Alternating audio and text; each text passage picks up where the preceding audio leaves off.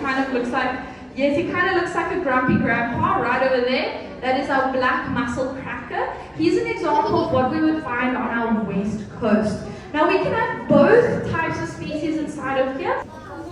Okay, so we have our divers in over here. Looks like we've got Daniel setting up over there. You'll see we've got a big lunch tin that says INJ. We are proudly sponsored by INJ, who is an MSC certified fishing company, which means that they are sustainable in their fishing practices. And that is why we have named this exhibit after INJ, because they do give us most of the food that we use to feed our animals over here. Now today's menu, we're probably going to be feeding them some hake, maybe some squid as well, some pilchards for our stingrays. So you can see nicely how I mentioned earlier that our stingrays' mouths are actually at the bottom of their bodies. Now you also see that over here, we have got a little paddle, we call it a target. Now we do target train most of our animals here, like our stingrays, as well as our sea turtles.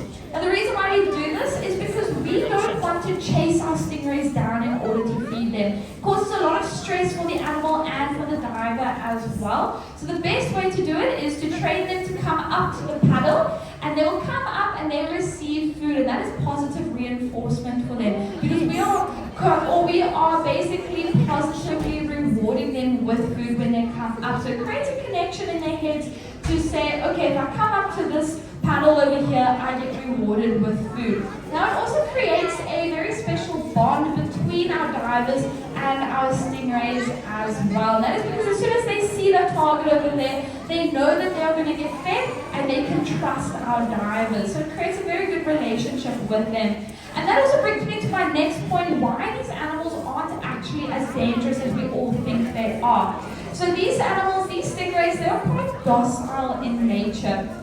Now they do have a barb on their tail. So if you take a look at their tails over there, you're going to see that there's some spikes on their tail. And that is their barb, and they only use that in defense.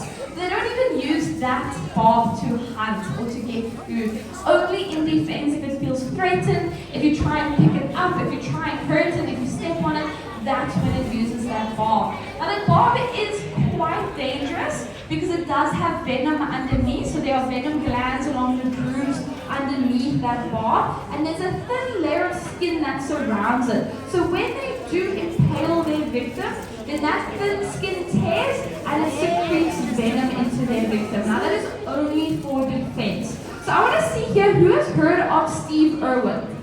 Okay, a lot of people, yes. So he is quite famous.